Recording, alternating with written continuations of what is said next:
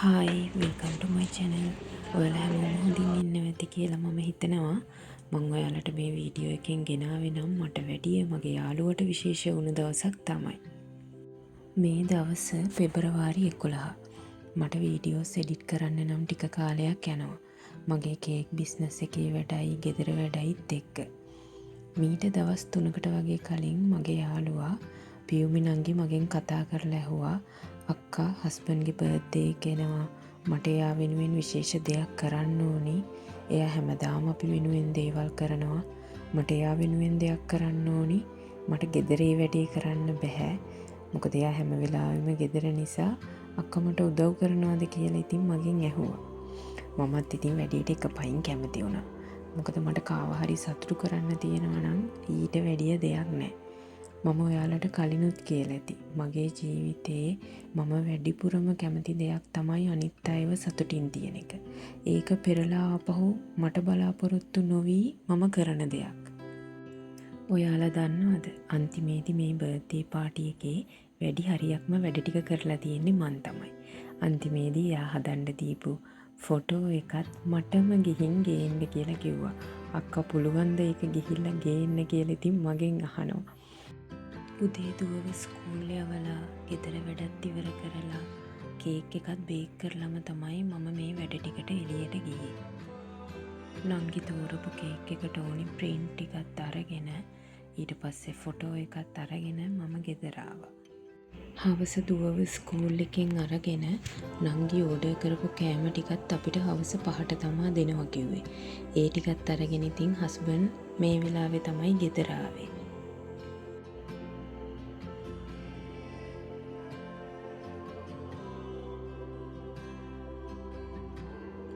ඔන්න බලන්න. දැන් හවස 6ට විතර ඇති. දැන් තමා මට වැඩේ බාර දීපු එක්කෙනා එන්නේ. මායි හස්බන්ඩ්ුයි අපිට පුළුවන් විදිහට මේ වැඩේට නංගිට උපරිම උදව් කරා. නංගි මායි මුල ඉඳන්ම කතා වෙලා හිටියේ මල්ලිගේ බර්ත්ඩේ පාටි එක අපේ ගෙදර පහල ගමු කියලා. මොකද මල්ලි ආවත් එක පාරටම එයා අපේ ගෙදර උඩට එන නිසා. මගේ අම්මා ගෙදර අස් කරලා ඒ වැඩ ටික ඉවර කරලා තිබ්බ නිසා අපිට ඉතින් චූටි වැඩ ටිකක් තමයි පහල කරන්න තිබ්බේ. අපේ චූටි දුවත් ඔන්න දුවගෙන ආවා උදව්වට වැඩවල. එයාලා ඉතින් මේ වගේ චූටි දේවල් දැන් ඉඳලම පුරුදු වෙන එක හොඳයිනේ. මොකද එතකොට ලොකු වුණාමත් දෙයක් කරන්න ඕනි වෙලාවේදී ඒව බල ඉන්නේ නැතුව කරන්න එයාලා පුරුදු වෙනවා. නංගි තෝරපු කේක් එක අපි යාට ගිෆ්ට් එකක් විදිහට හදලා දුන්නා. දැන් මට කේක් එකේ අන්තිමට ඩිසයින් කරන ටික තමයි ඉතින් ඉතුරු වෙලා තියෙන්නේ. ඉතින් නංගිත් ඇවිල්ලා ඉන්න වෙලාවේ මම චුට්ටක් එයත් එක්ක කතා කරන ගමන් ප්‍රින්ට් කරන් ආපු ටික කපනවා මේ. මට මේ ප්‍රින්ට් එක හැමම කේක් එකේ අලවන්න ඕනි උනේ නැහැ. මම එහෙම ටිකක් කැමති නැහැ. මං ඉතින් ඒක ෆොන්ඩන්ට් එකක තියලා කපලා ඊට පස්සේ තමා මම ඒක කේක් එකට ඇලෙව්වේ. ප්‍රින්ට් කරපු එකම අලවන එක ලේසි. ඒ වුණත් මේකේ වෙනමම ලස්සනක් තියෙනවා මේ විදිහට අලවපුවාම. මට හරියම සතුටුයි නංගි මල්ලි වෙනුවෙන් මේ වගේ දෙයක් එයාට පුළුවන් විදිහට කරන එක ගැන. චූටි දුවට නම් තේරෙන්නේ නෑනේ නංගිගේ. ලොකු දුව එයාට හම්බ වෙන සල්ලි එකතු කරලා තාත්තට ගිෆ්ට් එකක් අරන් තිබුණා. ඒ වගේ දේවල් චූටි කාලේ ඉඳලා පුරුදු වෙන එකත් ඉතින් හොඳ දෙයක්. එයාලා හැමෝම හරිම සතුටින් මේ වෙනුවෙන් ලෑස්ති වෙනවා දැක්කහම මටත් පුදුම සතුටක් ඇති වුණේ. මොකද ඒ සතුටේ හවුල්කාරයෝ වෙන්න පුළුවන් වුණ එක ගැන අපිට.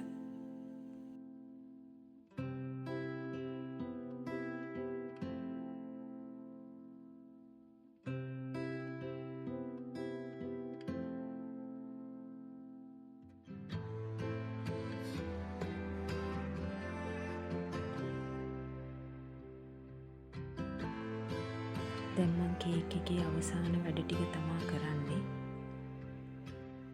මම අමාරු කේක් ඩිසයින් තෝරද්දී නංගි තෝරපු ඩිසයින් එක මේක තමා. මටත් ඉතින් ලේසි.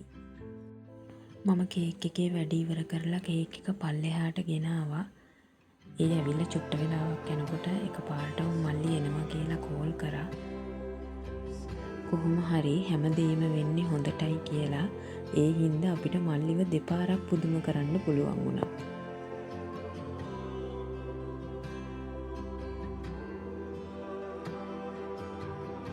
ඔන්න බලන්නකෝ, දැක්ක නේද? එයා ඇත්තටම හිතුවේ යාට කේක් එක විතරයි තියෙන්නේ කියලා. ඊට පස්සේ ඉතින් එයාව චුට්ටක් එහෙ මෙහෙ කරලා අපි ලස්සනට ටේබල් එක හැදුවා. අන්න ඒක නිසයි මං කිව්වේ අපිට එයාව දෙපාරක් පුදුම කරන්න පුළුවන් වුණා කියලා.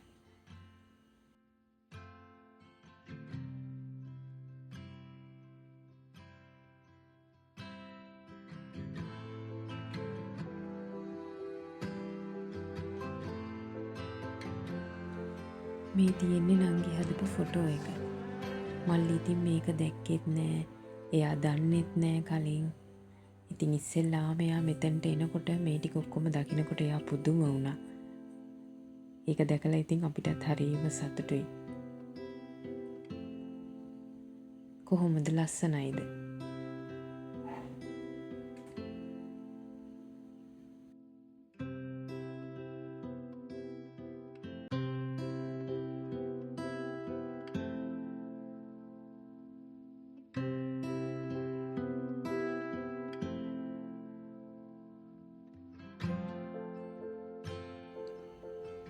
මේ විදිහට ලස්සනට දකිද්දි නම් මට මගේ මහන්සිය කොහේ ගියාද කියලා නෑ.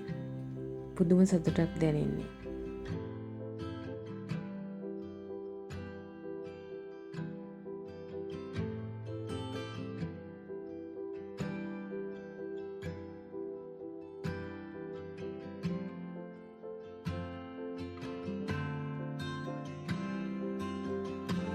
ඔන්න බලන්නකො, මේ කිය ඉන්නේ අපිටත් ඔය වගේම වැඩක් කරන්නම් කියලා තමයි.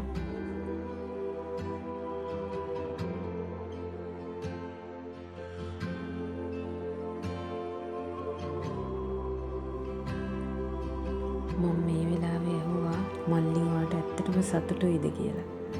ඉතින් එයා කිව්වා එයාට ගොඩාක් සතුටුයි කියලා.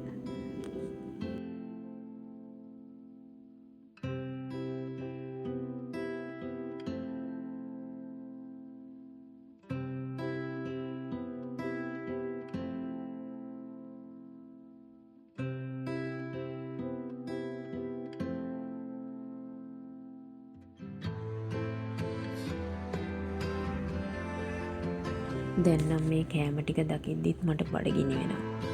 දැන් රෑ 12 වගේ ඇති. ඉතින් දැන් මට මේ කෑම ටික දකිද්දි බඩගිනි වෙනවා.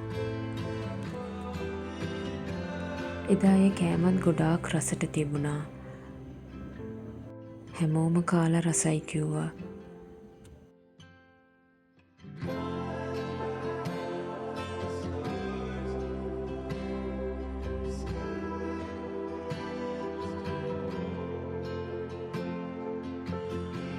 මෙන්න මේ වෙලාවේදී තමයි අපි දෙන්න චූට්ටක් නිදහසේ හිටියේ.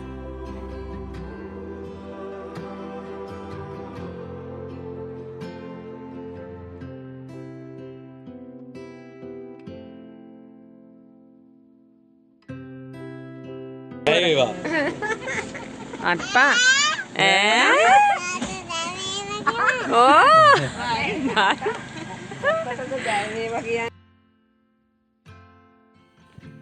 චූටි බබා කතා කරන ටික මම කී පාරක් නම් ඇහුවද දන්නේ නැහැ.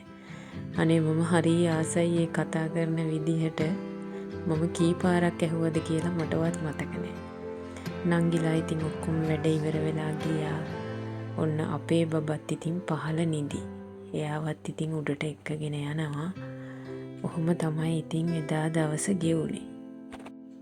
හැමදේම හොඳින් සතුටින් නංගිගෙත් හිතේ තිබ්බ හැටියට කරගන්න පුළුවන් වෙච්ච එක ගැන හරිම සතුටුයි. ඉතින් මෙච්චර වෙලා මාව අහගෙන බලාගෙන හිටියට ඔයාලා හැමෝටම thank you so much. ඔයාලත් හැමෝම පරිස්සමින් ඉන්න.